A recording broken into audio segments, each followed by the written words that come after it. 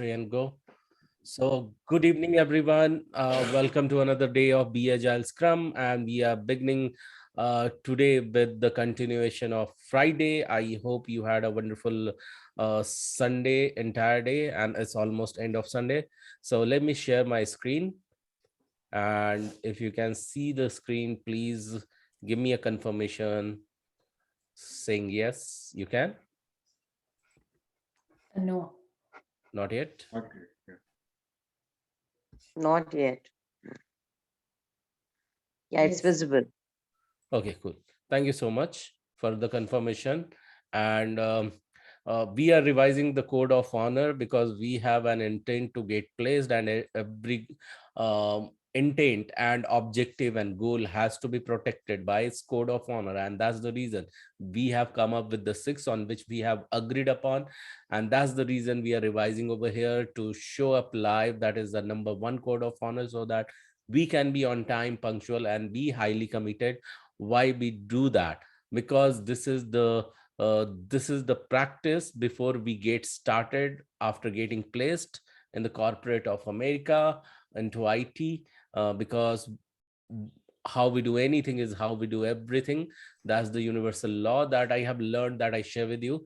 And be a full stack student while you are starting with the first pillar of Guru Schools, because we are learning over here before we get placed, and follow the another 5 pillars of Guru Schools.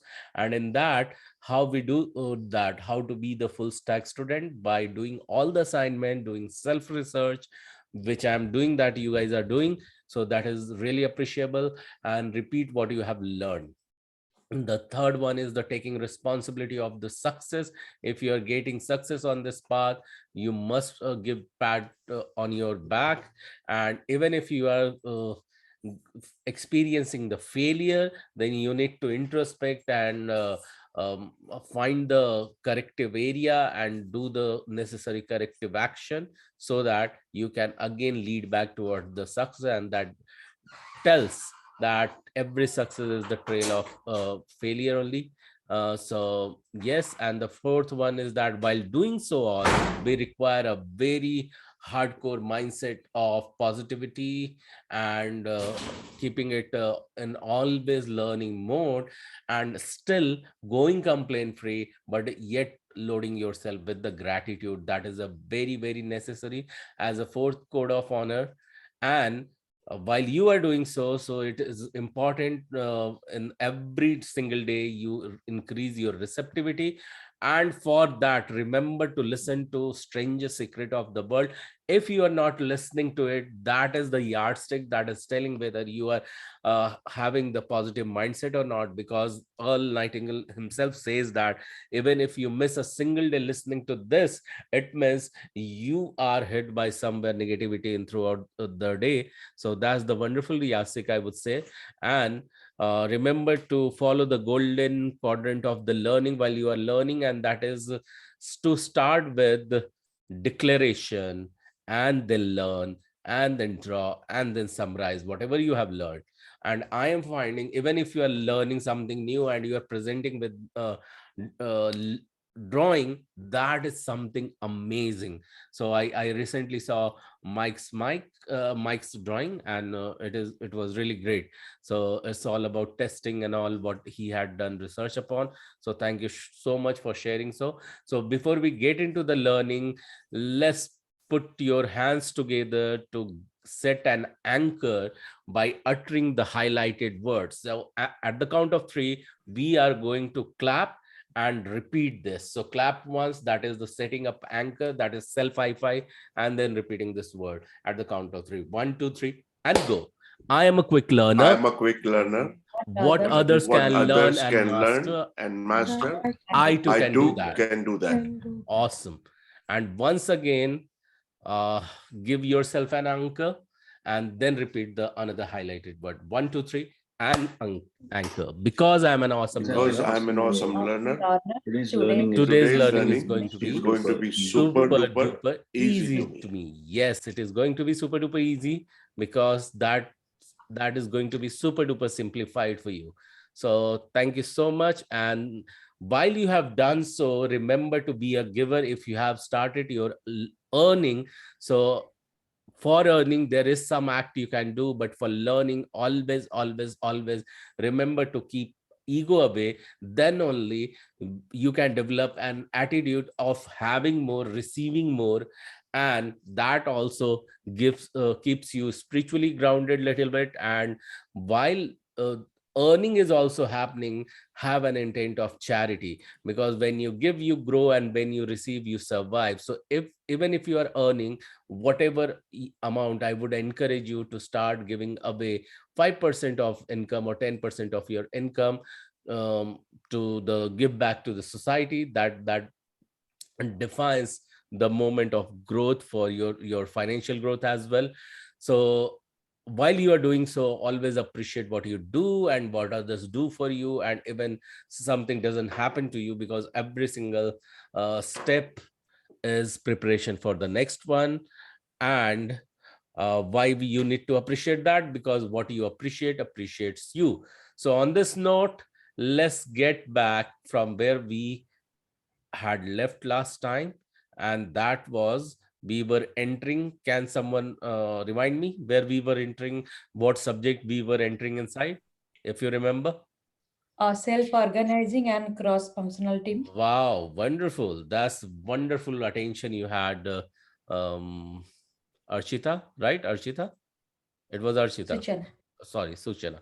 Okay, so I couldn't see the video when it is off, so I'm not able to see. But anyways, so yes, you said it right, Suchana.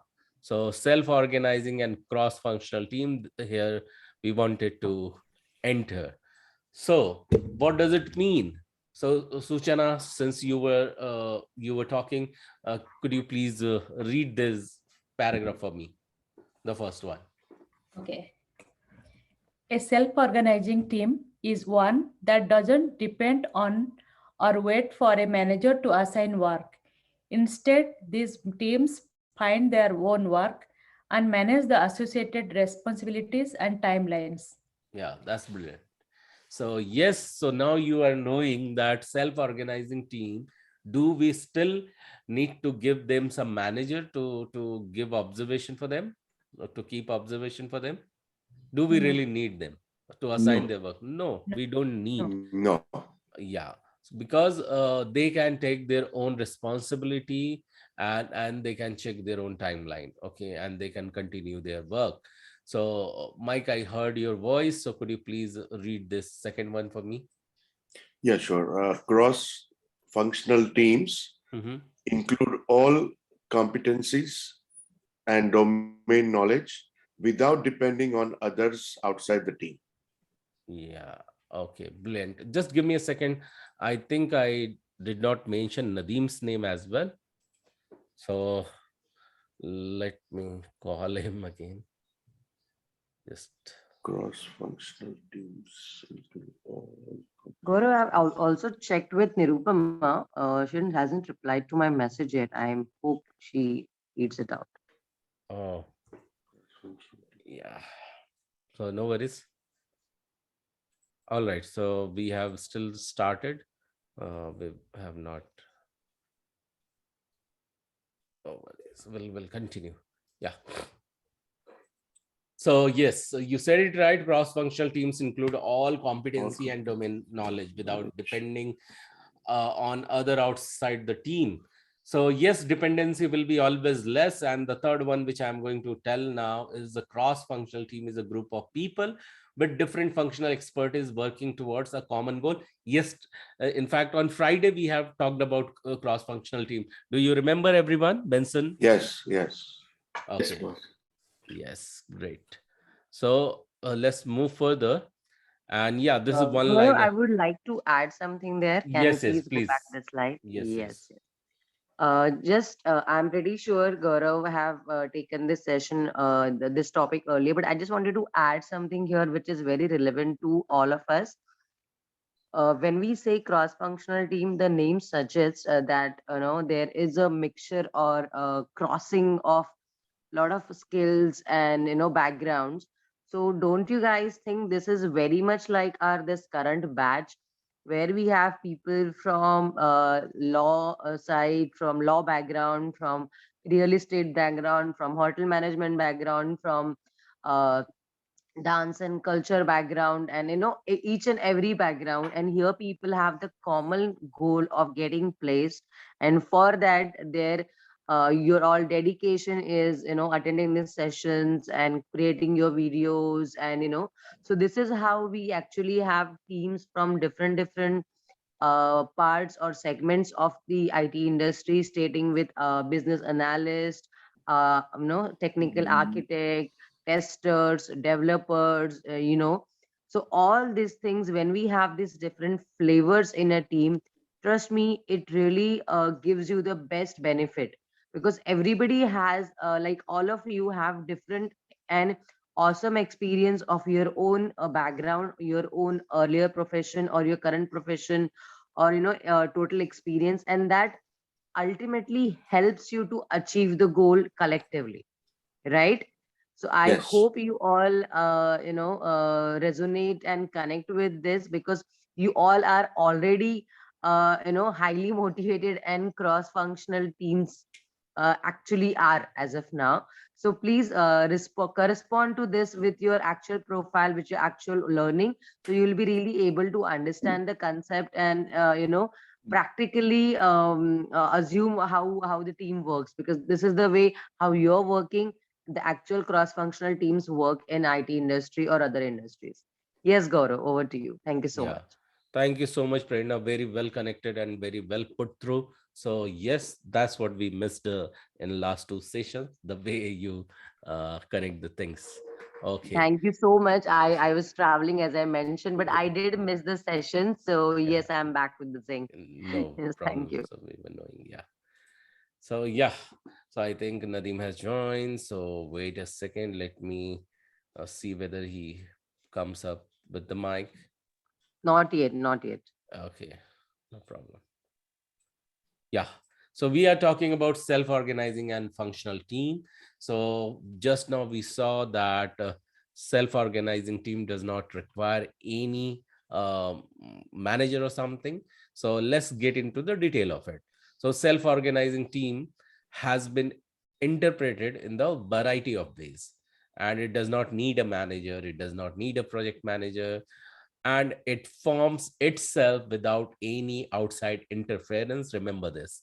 And a self-organizing team does not answer to anyone. So in fact, they don't need to answer, but they are answerable to the responsibility. They are not answerable to person. Okay. They are always highly motivated. At just now, Prerna also mentioned this, and generate most value is the key. So let me tell you and ask you and install this message in each one of you.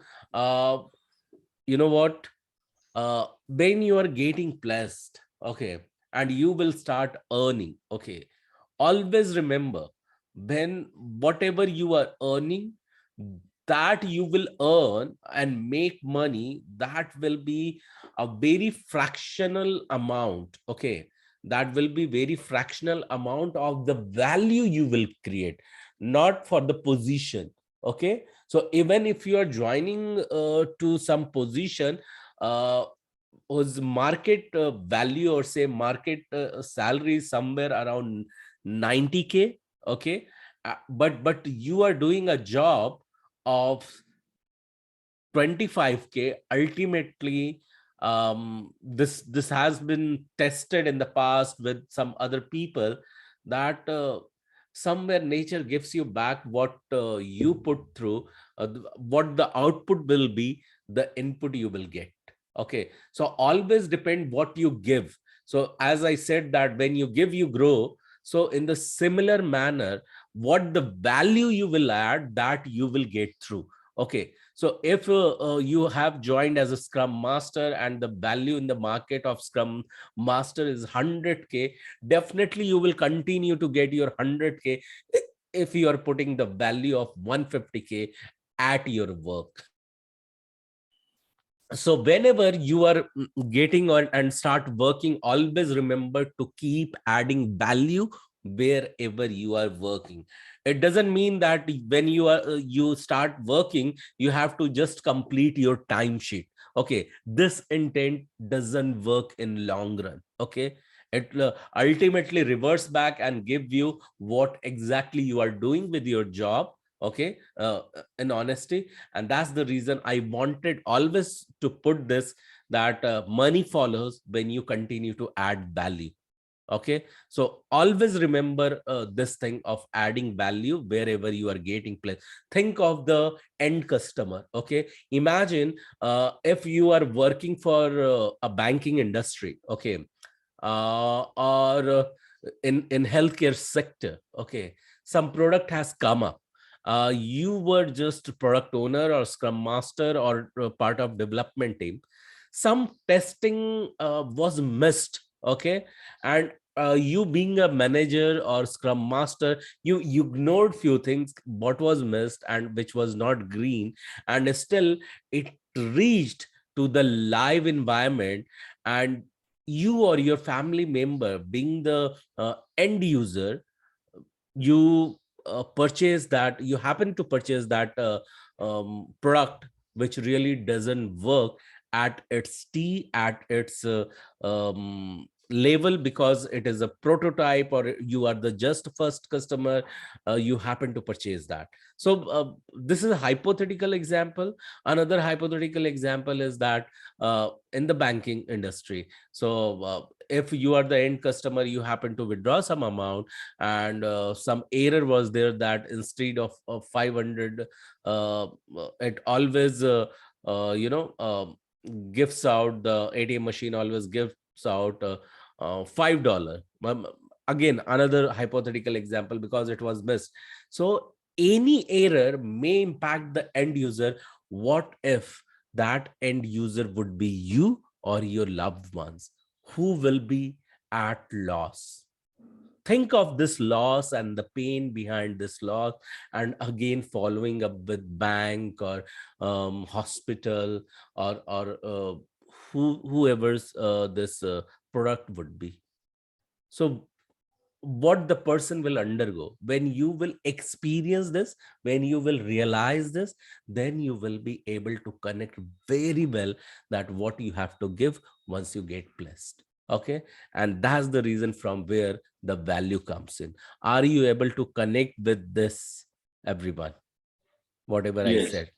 Yes. Thank you. Rest of you, are you able to connect with this example, whatever I said, of the importance of adding value?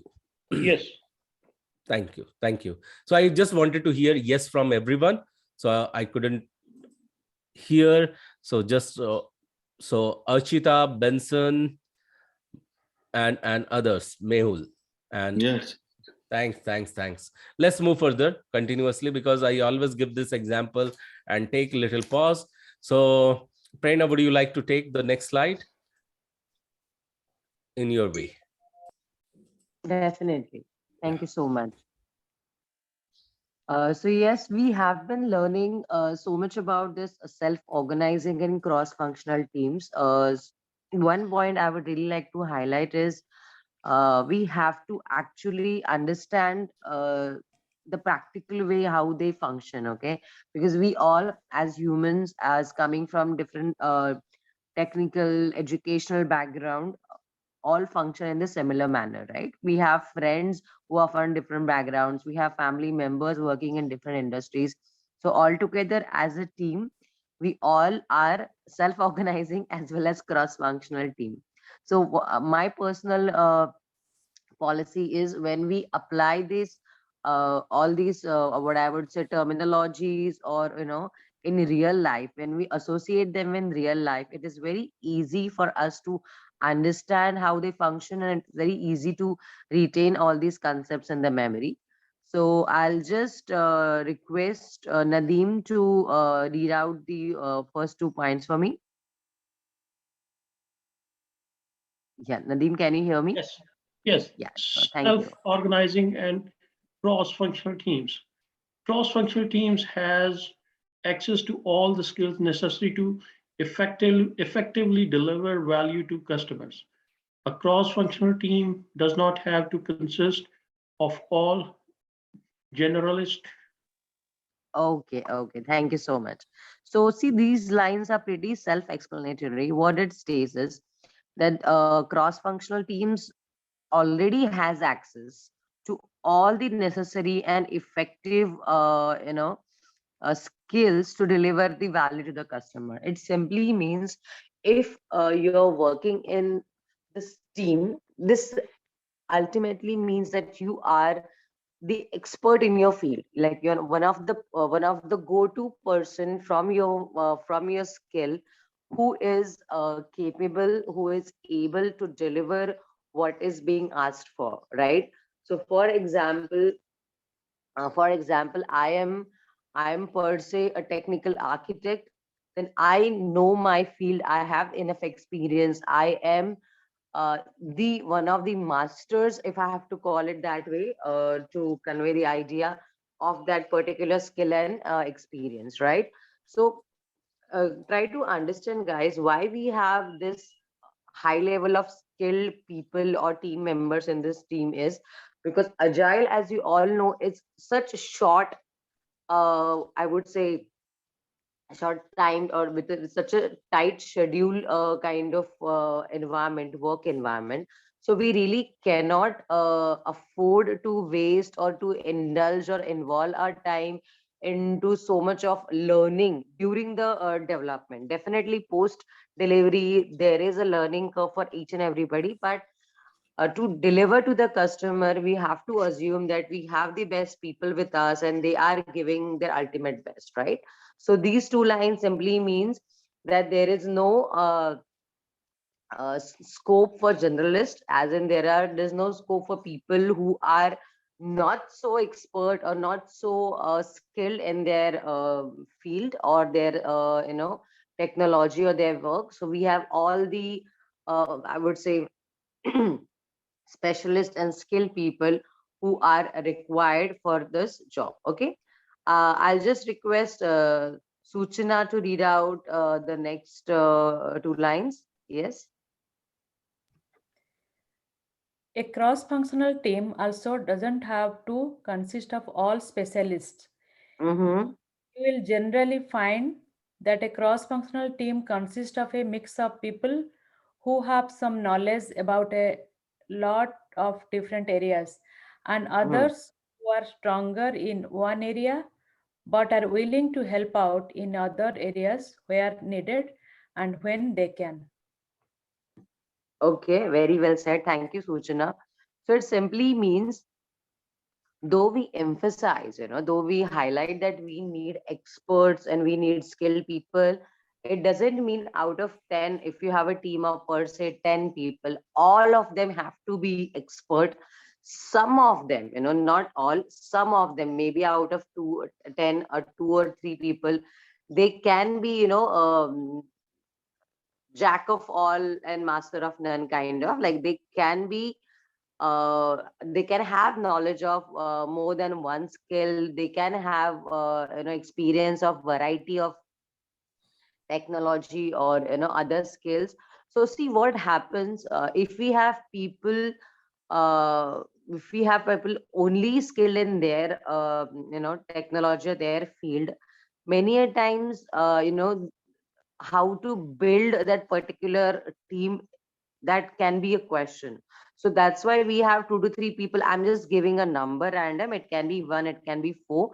They are very well versed in all the work related to the project. Like, they should be skilled enough to talk to the customer. They see, I'll give you real life scenario. There are some technical people who are excellent in their technical work, who are excellent when they work on their laptop, on their machines. But when it comes to dealing with customer, talking to the client, their communication skills or their, I would say, negotiation skills or understanding skills while talking to people, rather a person, they might not be that good as if or as effective as they're technically. So in this time, what happens, there are people who have already dealt with customer, who are comfortable talking to people, negotiating the ideas, bargaining over the what this group, this group actually gives you the blend, the blend of everybody's advantage, everybody's positive and plus points to reach out to our final goal, that is the product delivery or the project delivery, right? Am I guys clear on this, or anybody has any doubts? You're most welcome to, share that if you have any, if you need any further clarity, or we can go to the next slide. Yes. What Mehul, the, yeah, Yeah, next slide is good. yeah. So, yeah, somebody was asking something. yeah, Yes. the only question I had over here is, Uh-huh. the first 2 points, the third point actually contradicts the first 2 points, where we say we have specialists Yes, yes. There are and the, yeah, no. Contradicts as in, uh, it like they is, say in it is like you have to have both. Okay. No, I agree. yes, And that's a good okay, question. It's like yes, you have to have both. See what happens if you have all the extremists, if you have only experts in their own field, how do you bind them all together? That's the mhm, question, right? Right. mhm, So that is why what it says is you're expected to have the experts, that is the ask, right? But at the mhm, same time, you also need to have some people who are generalists. So they are not saying if they have a team of 10, all the 10 have to be generalists and all the 10 has to be specialists.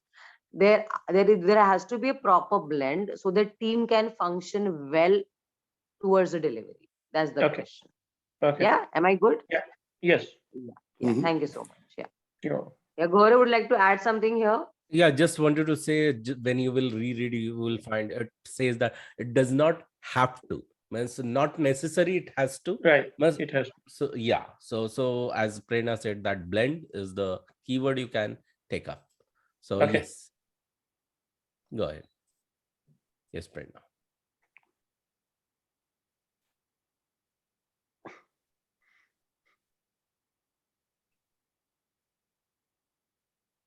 The slide is visible, I guess, right? Yes. Yes, it is. Yes, Okay. yes. So you want me to take up, Prerna, this one? Prerna, if you are speaking on mute, I guess.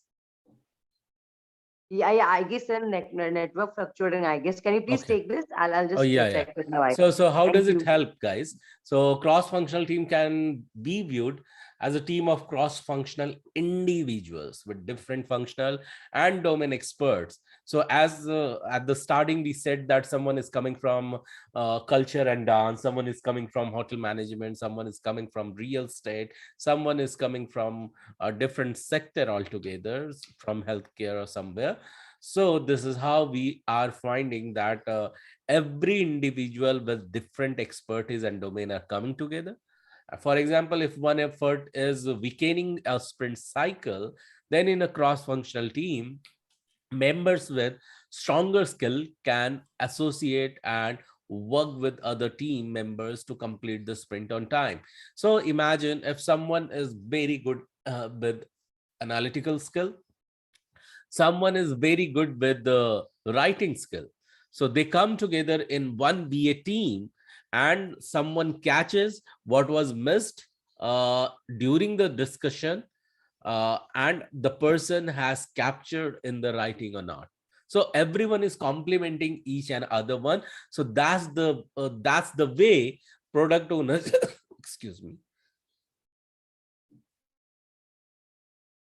that's the way product owner choose and builds the team. So a cross-functional team should be able to self-organize and keep a continuous flow of features after every sprint. So self-organizing is always the keyword you must remember, even from the interviewing point of view, getting interviewed point of view, that when we are talking about a cross-functional team, it has to be self-organized and it keep the continuous flow of feature after every sprint, because every single feature has to be included. Okay. And encourage encouraging employees to become cross-functional individuals create workforce flexibility. So everyone with the different skill, as we said, that complements each other. So that's the way you need to also encourage every team member to become flexible, because that keeps on adding value, right?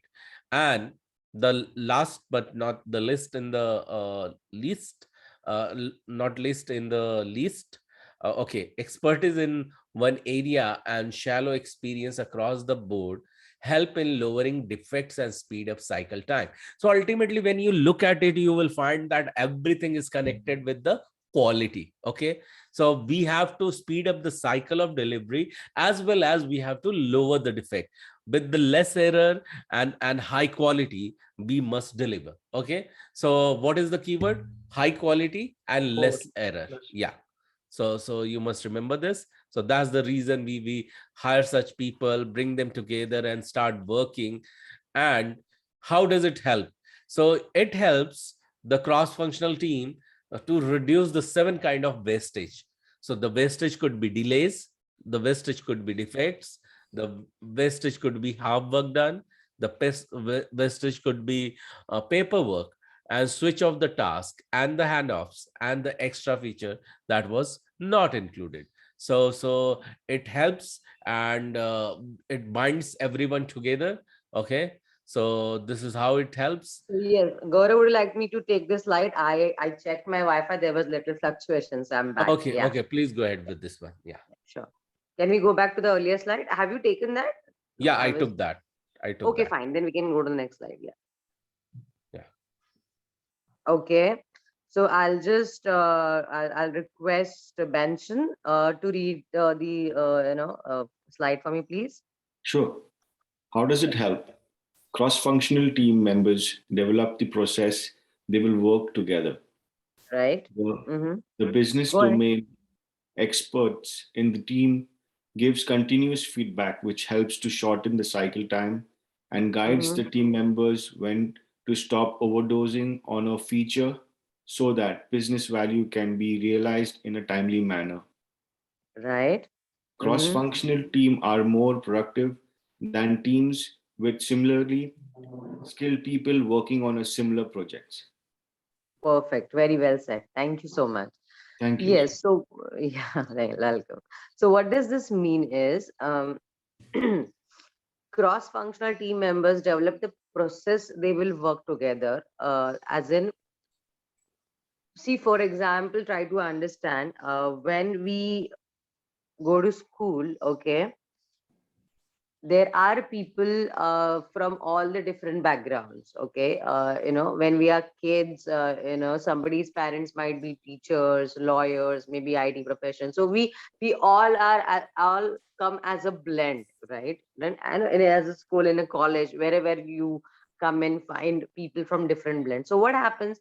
We all have stories from our background to share. Like my parents work as that. My parents work as a kid. We do that, and what it makes all the stories so interesting, because everybody has something other to offer that the other person doesn't have.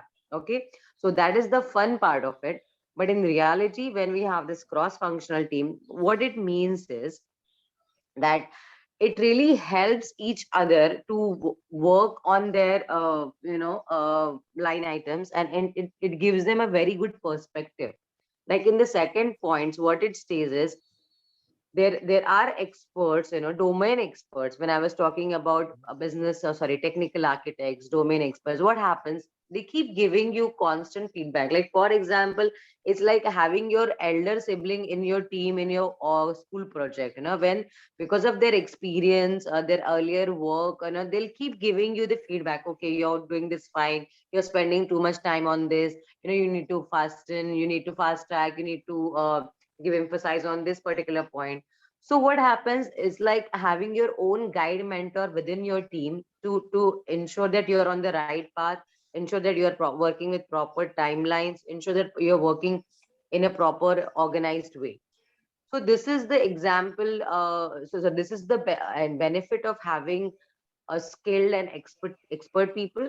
Along with this, along with the feedback, they also ensure that you do not push or you do not delay on your timelines, right? So if they feel that you're taking some more time, see, because you all are working in one team, so if you're taking too much of time, they will let you know that you have to fast track, or okay, this feature maybe we can we can develop later. Right now other functionalities are similar, start working that.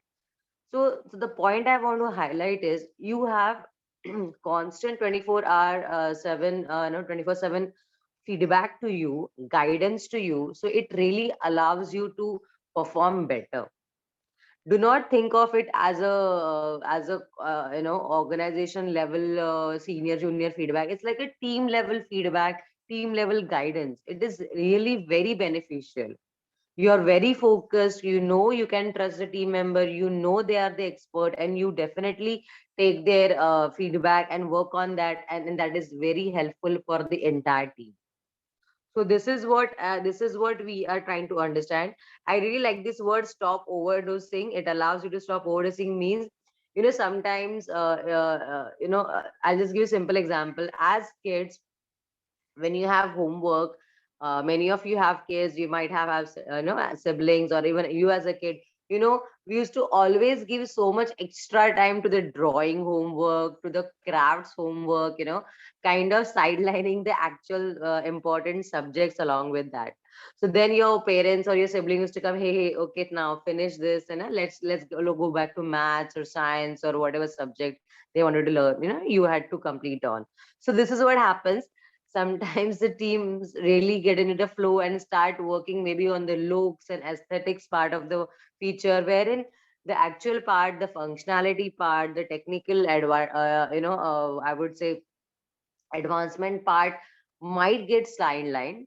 That's why we have the experts or the seniors in the team, where they guide you, stating it's okay, you're done with that particular look and feel part of the project, please focus on the functionality, right?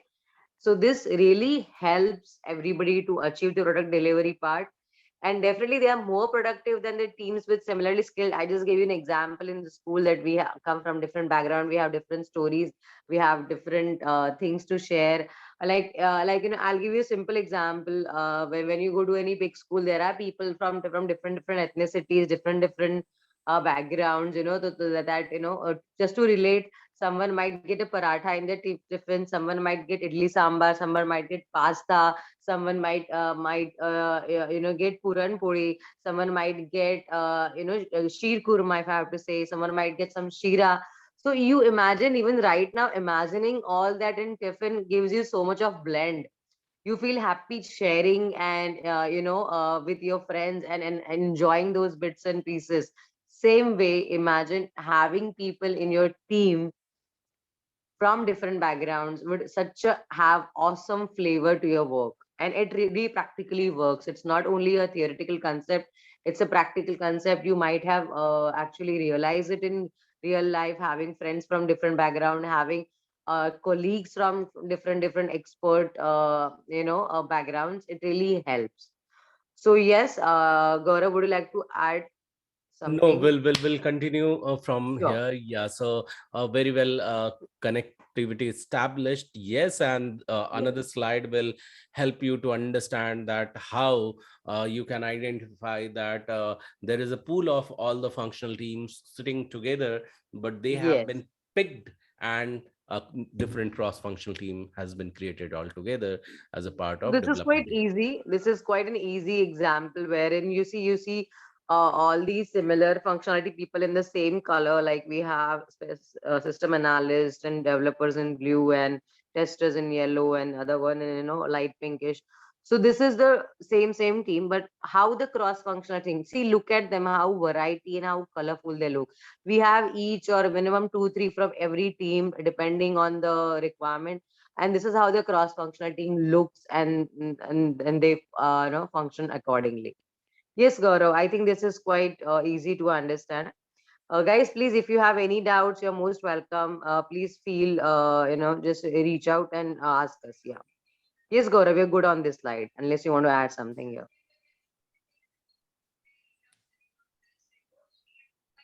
All right. Gaurav? I don't want to add something. So what we are going to do is now that Mhm. we will be touching a different topic altogether from here. So we are good with the self-organizing team and cross-functional team, and we will be getting into more of what you say agile planning and the estimation, because we have talked about it. Okay. So before I get into that, let me ask you all, Suchana, Archita, Benson, Nadeem, and Mike, and who else? Did I miss anyone else? Okay. So I think no, I have not missed anyone. So if you have any question related to cross-functional team and self-organizing team, please ask now. Yeah. Okay. Otherwise, yes, Nadeem. One question is, how do we pick and who picks the team? Product owner. It's product owner Product who, owner. yeah, he Okay. picks the team. Okay. All right. So yes, so thank you so much. Let's move now to this one, agile planning and estimation. So from the next one, so what we can do, we may transition into a core business analyst. Okay. But before that, here we are. Okay, agile planning and estimation. So there are various way to estimate. So understand this one is very, very important. We have a plan. Imagine a plan with the 1 year 1 year game plan. Mhm. You have a long big project, and that's the vision we have to hold. Okay. And accordingly we have to identify the roles and the team. Okay. And when it comes to complete goal plan, as we have been talking about, breaking it down to the small pieces, and the moment the statement of work and features are getting created, so statement of work comes from the even client. So that is the moment when we are ready with the roadmap. And when we have the complete project roadmap, we always talk about what creating a release plan, that when all we are going to release release a delivery in the smaller sprint. And for that we have to make sure that every feature and the big goal, the epics we call them, are broken down into smaller stories. And uh, generally when we talk about the sprint, we have talked about that it has been it can be delivered minimum in a 1 day, or say 1 week, and maximum 4 weeks, not beyond that. The moment we are talking about 4 weeks, what does it mean? It means for a Right. month. Yeah. Yeah. So for a month, then one release can be connected with the month. So that time one release can be done. And remember that every story was further broken down into the task, and that's the reason we are playing in an iteration. And every iteration can be done in weekly base. And for that we are getting into daily stand-up meeting where every single activities is being discussed. So here you have seen, while I was speaking, I was just considering the complete plan from 1 day to 1 year, and also how the a big project and big goal has been broken down into the role, persona, statement, features, story, task, and activities, and how every single day's activity are connected with the iteration, thereby release, and it has got the roadmap and the vision. But it requires to be estimated. It doesn't happen just in a 1 day, and its complexity has to be decided. Okay. So we have something called, which is known as t-shirt technique. So in t-shirt technique, everyone comes with the confirmation that an activity on which they are going to work. So what they do, consider it. Okay. So what they do, consider it, means if they consider a task to be a small or medium or large, so based on that, it defines it defines the hours. It could be when the moment they are telling small, it means it can be done as easiest way or as minimum as 2 hours. When they say medium, it means it can be done as minimum as say for example 4 hours or 6 hours.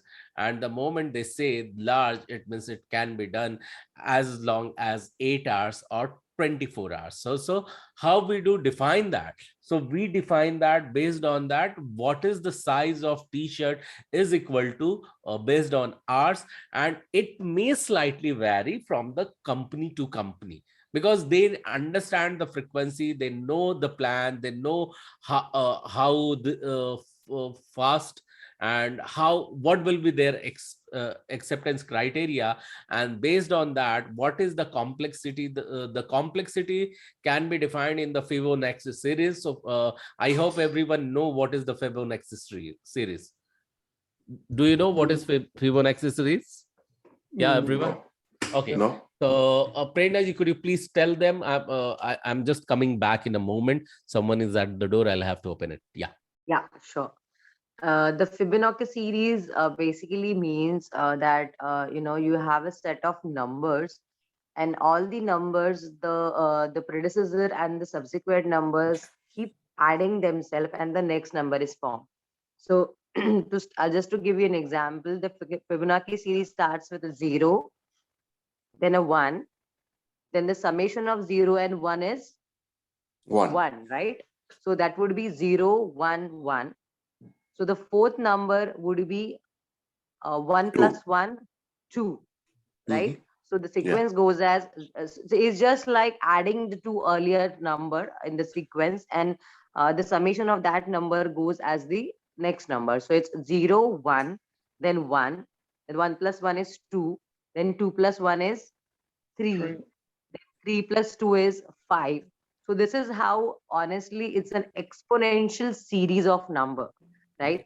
That is what Gaurav was trying to tell here. So this is how it grows. Okay. Yeah. And it does not go beyond 13. So the moment we freeze on the 13, it means it should be maximum of 24 hours, and where we are defining that based on the complexity, the hours is defined, and that is what is assigned to a task. And so now let's get into this. For this, I'm just taking into preview mode inside slideshow mode. So can you still see the screen? Yes. Yeah. So the simplest way to capture your vision, in fact, the project vision, is to use the elevated pitch format from Jeffrey Moore's template from Crossing the Chasm.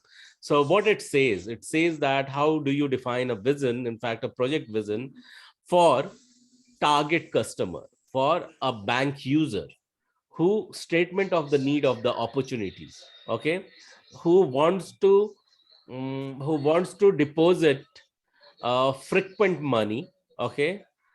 The product name is could be uh, uh, deposit deposit tank, just I named it deposit API, okay. The product name is deposit API, is a product category. So deposit accepting machine, okay, or deposit acceptance application, DAA. That key benefit that allows the ease of accepting the deposit from the customer, compelling reason to buy that, the ease of transferring the money, unlike RTGS, or unlike it could be NEFT, unlike any other way through which customer might have used in the past. Our product statement of primary differentiation. Say for example, you can the banking people will know. Say for example, from DCB Bank, the fund transfer or trade finance, that is the name of the application, okay. So from the DCB bank they use. So ultimately the thing is that to understand the vision, to make it more compelling, what we do, we define it in a way so that we know the competitor, we know ourselves, and by creating the elevator pitch, we know that how we are going to make the quality of our our upcoming product more high. And that's the reason it is very important to define the vision. Okay, so for that there is a this level of planning comes with the 5 layers that you can see in fact over here in the onion plan, which represents the 5 level of agile planning. So it has got the daily plan where we discuss what we did, what we are going to do, and if anything is blocking. Then iteration plan. Can someone go on the mute? I can hear some background. Yeah, thank you so much. So iteration plan comes with the stories where we talk about task, definition of the level of effort and commitment. Then release plan will go ahead with the iteration, team capacity, stories, priorities, size, estimate, and definition of done. We talked about it yesterday, on Friday, in fact. Okay, so this is how it is going to be easy the moment we have this vision clear, written. Okay, so product owner will pay more attention over here. Okay, and he will take the responsibility that vision is well simplified and written and shared with everyone in the team. And then we were talking about the roadmap will connect with the release, where we will have the clear cut release date, theme, and feature written and set, objective is clear, and development approach what they are going to follow. And then product vision, this is how it is written, will have a very clear what we are going to develop, who is going to use, why it will be used, when they will start use, on what actually the moment will be, or scenario will be they will start using, and what the constraint they are resolving, or it has, and the assumption it will have that they are doing or they won't be doing. Do you understand the vision behind vision? I mean, the reason behind the creation of the vision. It simplifies everything what exactly we are going to work upon, and it gives the more compelling reason to start working upon them. Are we very much clear on this, everyone? Yes. Sujana, Archita, Yes. Benson, Mike, Yes. and Nadim. Thanks. Yes. Let's move to the next. So just now we have seen one method, and let's get into this thing. After vision, that comes to the roadmap. So with the vision published and accepted by all, the roadmap will serve as the next building block to ensure alignment to the original vision. Okay, because vision will be broken down further. We need to know the timeline when we have to deliver it. So this roadmap is meant to be used as a tool to organize high level pieces of the product. Okay, these can be business feature and or architectural component that must be understood in terms of their value and dependency. Now that I'm really glad that Mike has gone, and he confirmed also that he with his drawing that he did some research work and came up with different types of testing. I want each one of you to do some background work and go and explore and learn more about monday.com, Jira, or Trello. So by doing so, what you will get the idea how a roadmap plan and where it can be placed. Even you can explore Smartsheet. Okay, so Smartsheet, or maximum you can go and check with the this tool, which we'll call it as the MMP, that is sorry, MPM, that is Microsoft Project Management Tool. Okay, so these tools, when you will explore, you will come to know that how a roadmap is defined. Okay, how we can actually document a roadmap. But here is the reason you are getting that why we need to draft a roadmap. So the main thing is that we get to know what the dependency would be on, what date the dependency would be, on what resources the dependency would be. So that's why for every single release, we must have a roadmap. In fact, date decided, I would say. So we'll go to release and we will find over there that instead of writing detailed requirement for the entire roadmap, this next level of planning only focuses on the upcoming release. That's what we are talking, right? And which corresponds to a quarter or whatever dimension used in your roadmap. The goal of the release is to produce a backlog of work that is represented by a list of user story that are estimated, prioritized, and ordered. So understand and release what will undergo the set of user story what we have discussed in the sprint planning. Okay, so in fact understand that release will contains of some sprint. Okay, so that we have to release, and that will be always estimated well in advance and will be prioritized accordingly. So it has got a management cycle. So first it will be managed, then plan, then scheduling will happen, and we have to make sure it is being controlled every time. How we will make sure it is being controlled? We will go back and keep on checking the roadmap, and we will make sure that releases get going well accordingly or not, and thereby we will have a complete deployment date in visibility, and accordingly we will deploy the build. Do you understand what is the meaning of the build? Can you please repeat again? Yeah, I said that we must know the deployment date of any sprint which is ready, or say for example release. We should be knowing the release date of a sprint so that we can deploy it accordingly. Deploy what? Deploy the build. Okay, so my question was that do you understand what do you mean by the build? So the build would be the the increment of that sprint. Yeah, that is right. Increment of the sprint, it means it will be shippable when it will become this shippable. So but you said it right.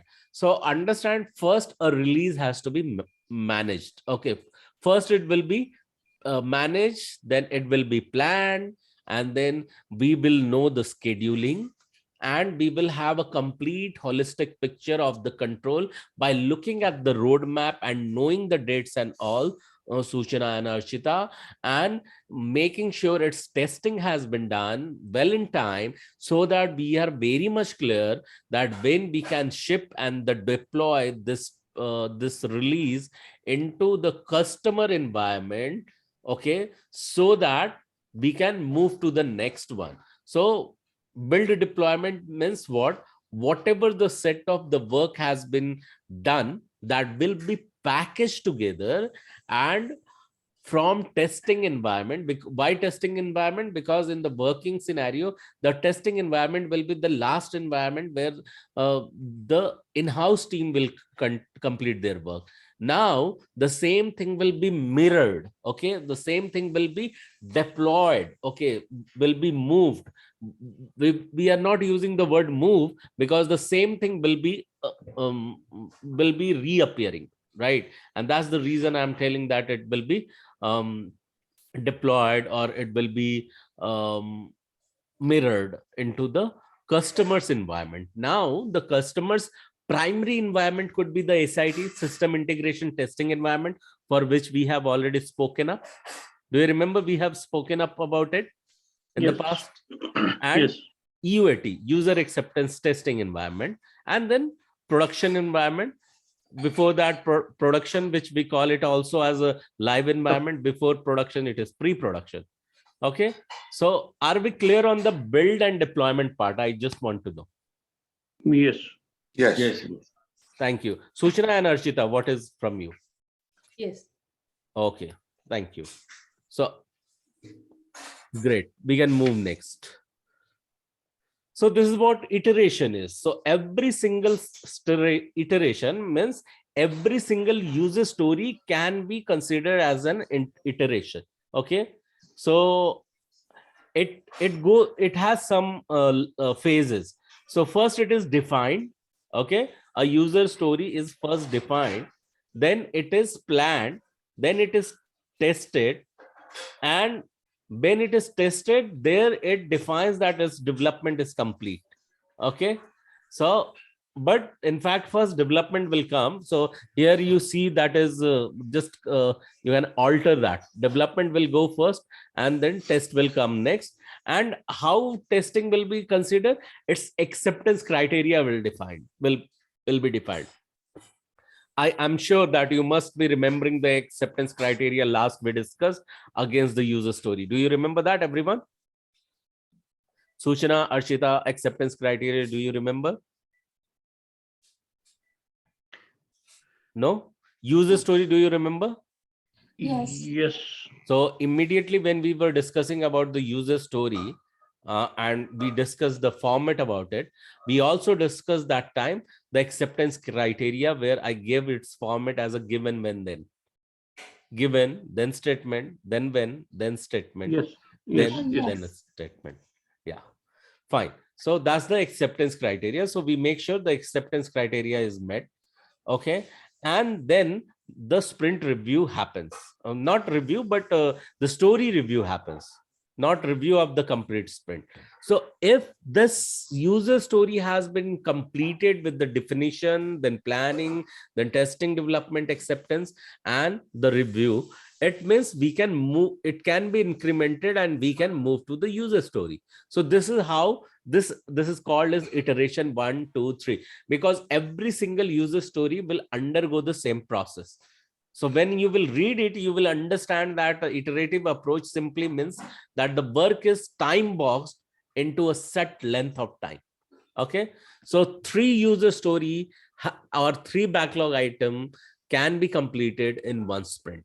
Okay, 1 sprint can be 1 week minimum and maximum 4 weeks. Are we able to relate with this, everyone? Suchana, Archita, Benson, Nadeem, and Yes. Mike? Yes. Yes. Yes, you can. Ladies, I'm not able to hear your voice. Yeah. Yes. Yeah. The only question I have here is, do the different iteration can have a different time span or the No. different length of time? Okay, so ultimately every iteration, so understand this way, if you're talking about one iteration can vary with the another, it may vary, but ultimately sprint will not vary. So Okay. you can take 3 days to work upon one iteration Mhm. of one user story. You may take 7 days on a second user story and 7 more days on the third user story, considering that we have only 3 weeks of sprint. So it will not go beyond the 3 Okay. weeks. So sprint will be always time boxed.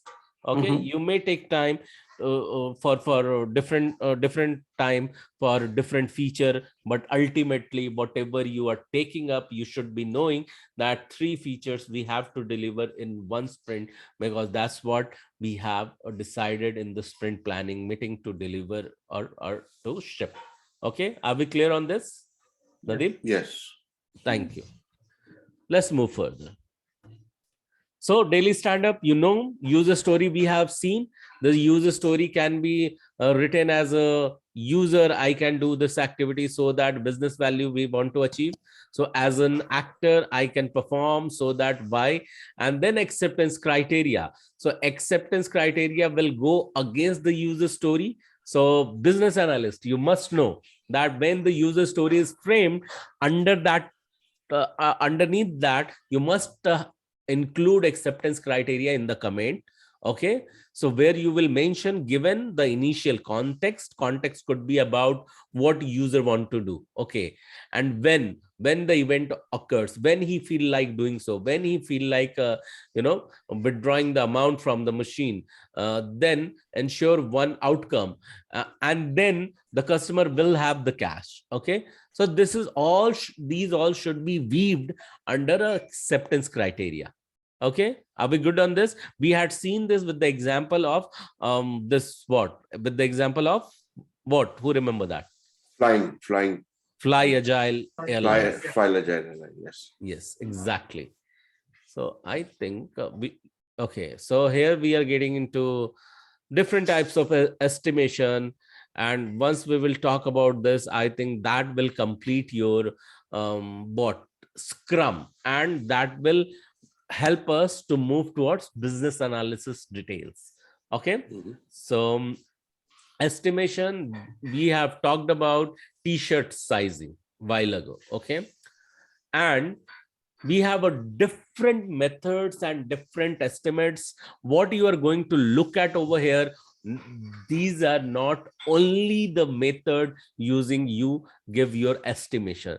There are n number of estimation. I would encourage each one of you, even if you are listening to the recording, Nirupma or Nikhil or all of you present over here, you must go and look for the different type of estimation.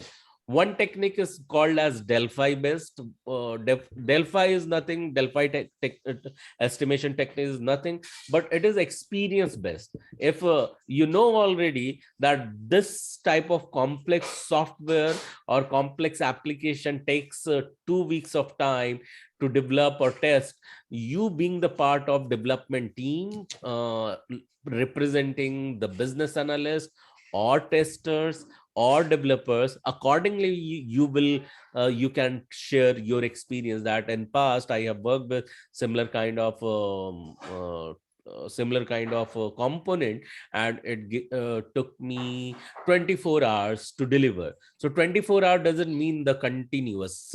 So when we talk about in hours, so one day is working hours of 8 hours. Okay, so in agile, I would suggest always encourage, I would encourage you to always use the word of hours. The moment you will tell that it will take 2 days, so how it is going to harm you, that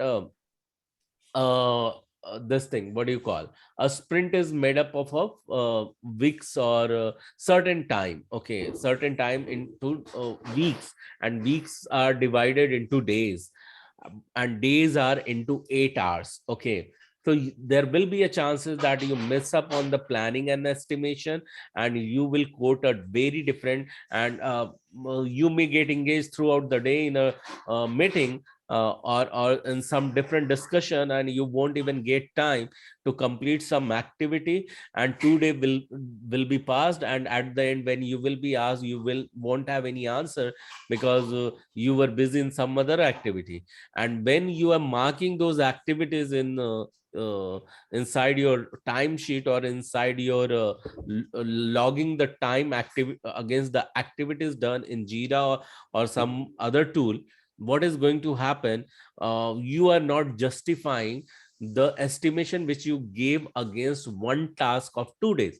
Are you following whatever I am saying, Yes. everyone? Suchana, Arshita, and yes, thank you.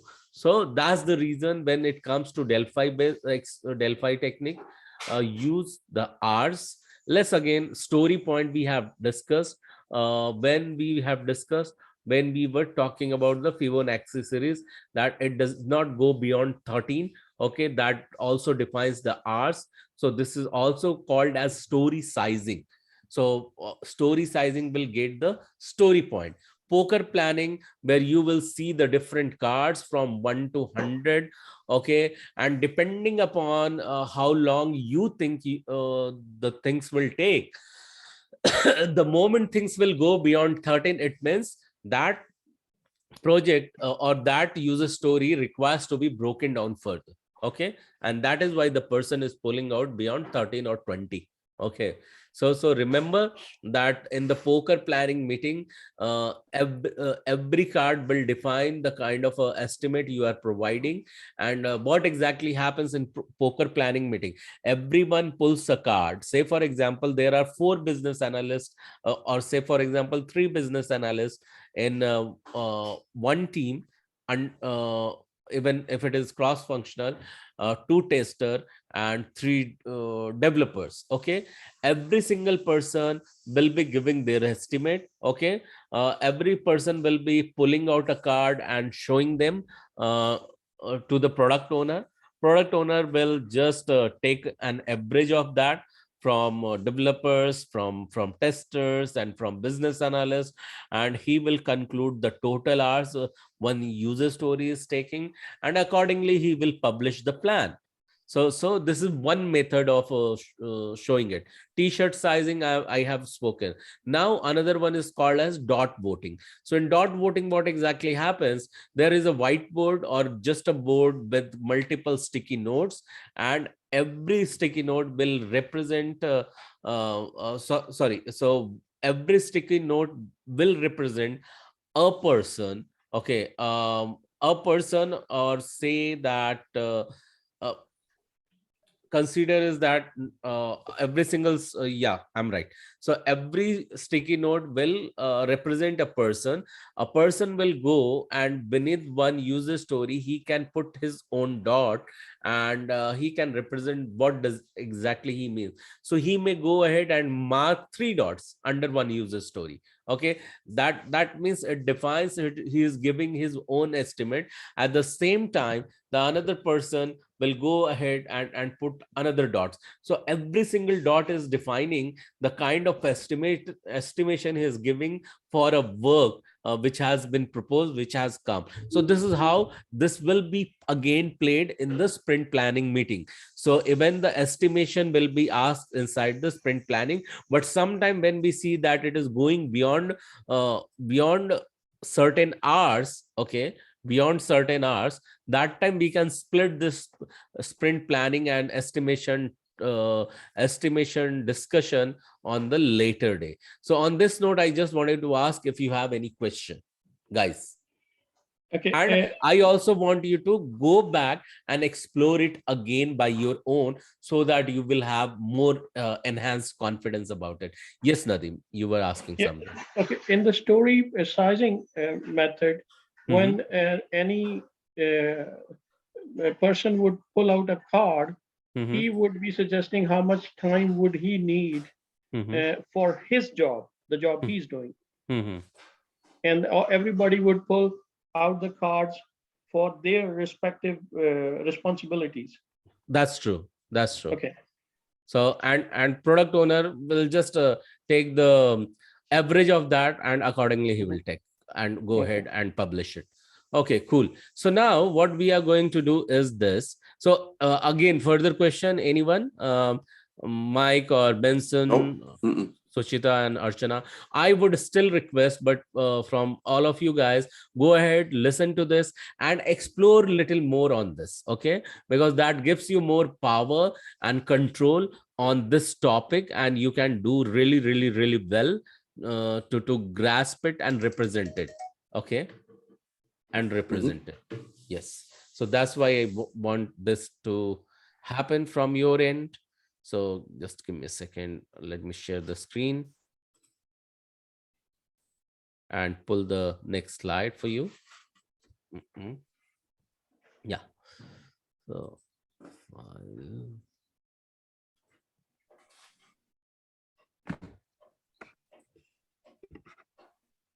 So I'm really glad that you are able to connect with it. There are few things now. In fact, Prerna ji, would you like to add something? Sorry, I missed it. Hello. Prerna ji, you are able to hear us? Sorry, I was on mute. No, Gaura, I'm Yeah. good here. The Okay. understanding explanation is going quite nice. Yeah. Okay, please continue. because we are transitioning now towards the BA. Okay, BA That's activity. okay. I think we can give them a brief little start, so the next session they have some background on it, right? We can.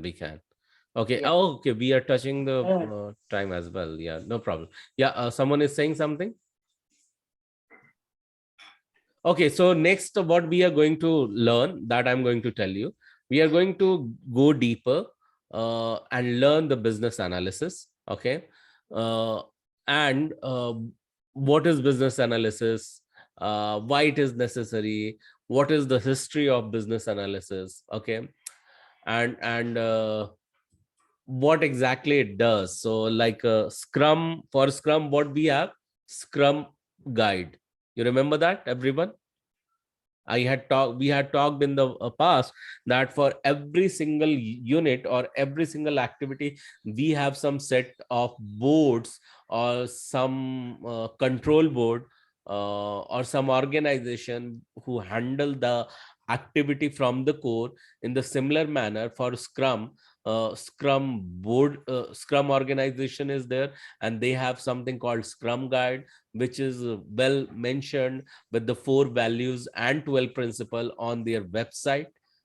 In the similar manner, for PM, for project management, we have got one guide which we call it as a PMBOK, that is project management body of knowledge. The similar manner for business analysis, what we have got business analysis board of knowledge, which we call it as a BABOK. We will be uncovering that as well. And then to whom we can call as business analyst, we are going to cover that, why business analysis was needed, and then what is there any prerequisite for becoming a business analyst. Okay, after learning that, we will get into the detailed roles and responsibility of business analysis. So that will be your day one of business analysis.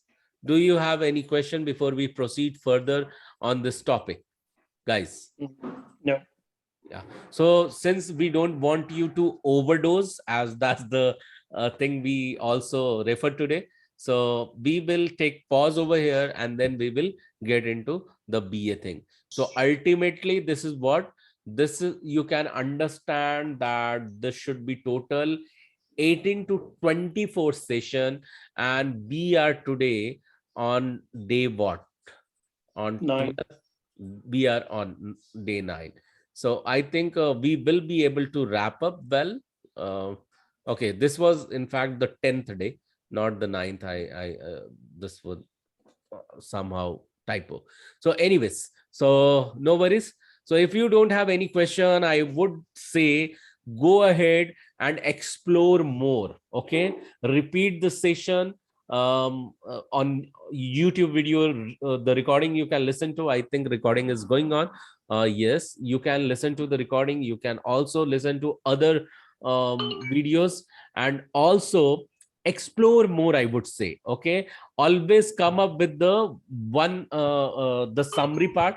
Apart from summary, I want this thing from everyone should shoot one small video where you will talk about yourself, that what you have learned so far, and in that short video what you are going to tell more. You are going to tell more. Say for example, I'm going to tell, hey, hello everyone, this is Mike from Guru Schools, and I'm working here as a business analyst or scrum master. What do you feel like saying? Okay, so far my roles and responsibility to handle daily scrum, or look after the businesses, or analyze the get into the details of business and its analysis, and thereby to present the business analyst team. And we are keen into right now into the documentation part. Right now we are developing some documentation you can talk about, or from scrum master end you can talk about that. I'm just making sure that we are adhering by the scrum guide or something. So this should be the at the end of this session. This session means this what do you call, uh, business analyst thing track, because from scrum we are transitioning to BA. So once the BA track will get over, you will have the complete idea of how you want to get placed as a business analyst or product owner or a scrum master. Accordingly, you can design your 1 minute elevator pitch for yourself to market yourself. Okay, that will be the yardstick to pick for some interview by some interviewer. Wherein your every single summary will help you to get combined inside that 1 minute of video. Are you getting what exactly I'm trying to tell you? Whatever Yes. the summary you have posted so far, that will be weaved with the 1 minute of video that you will be speaking up after the completion of business analyst, because you will have the clear cut idea that what exactly position you are going to choose. Are we following, everyone? Yes. Yeah, absolutely rightly said, Gaurav. Yes. Yes. So this is how the plan is, and that's the reason for every summary. If you can come up and every time you can tell, hey, this is Mike, and today I'm going to talk about this topic, and then you show the drawing. So in the drawing you can see, that what I have drawn, this is representing like that XYZ, and then you can keep the drawing aside and then continue your few seconds, like 50 seconds of remaining video, complete it and just say thank you so much and bye. So this is how make your summary more presentable for us in front of the recruiters to invite you for interview. It could be vendor interview or direct client interview. So that we are going to prepare. So Mike, you can stay back because we have to discuss. The rest of you, before winding up, let me stop sharing and ask you this thing. So Archita, what do you feel like saying from today's learning, whatever you are able to relate and digest? Archita, you can unmute yourself. I think many time I missed response from you. Archita, you there?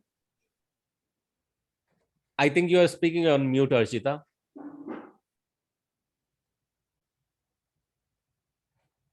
Okay, we will come back to Archita later. So Suchana, what do you feel like saying from today's session? Yeah, like there were so many information about the cross functionality and everything. It is really very helpful, All and right, Suchana. I'm willing to know more about the business analysis. Yes, and you will have to go through it again once again. If you'll miss it, you will miss the control from it. Okay, Suchana. So please repeat this, whatever you have learned today. Suchana, pass on to someone this mic. Nadim? Nadeem, what do you feel like saying, sir? Self-organizing and cross-functioning teams. So that was the biggest thing I Keyword can even. think. Yeah. Okay. So call out someone's name on the screen, please. Benson. Benson, what do you feel like saying, sir? In this particular cross-functioning and I say my word is flexibility. Flexibility that you will take. Okay. Call out someone's name on the screen, please. Say Mike or Mehul. Yeah. Mike or Mehul, yeah, both are same. So yes, Mehul, what do you feel like saying, Mike? One word, I would say roadmap. Roadmap, that you remember. Thank you so much. Archita, now are you back? Yes. Yeah, what do you feel like saying, Archita? Self-organized. Self what? Organized. Self-organize, the keyword you are taking away. Yes. And with this note, I would once again urge every one of you to take your time to watch this video again and get syncing in with this topic so that you will have the control on it, and we will talk to you again. Thank you so much. Prerna ji, would you like to say Yes, something? yes. Thank you so much. Yes, a superb session with a lot of understanding of newer concepts and easy to understand, to relate to real life. And also, along with all these things, I just wanted to highlight many of you are already started working on your resumes. So I'll just encourage all of you to attend the RRRP sessions and start working on your CVs. So can we can discuss that further with you along with the sessions, right? So Okay. please do rewatch the videos on YouTube for your understanding, and along with that, work on your CVs. Thank you so much. Good night, Yeah, guys. good night, everyone. Thank you. Nadeem, Good you night. can stay Good back. night. Yeah. Yeah. Take care. Not Good night. Nadeem, sorry. Mayo Okay. and Mike, you can Night. stay back. Rest of all can drop. Thank you. Thank you so much.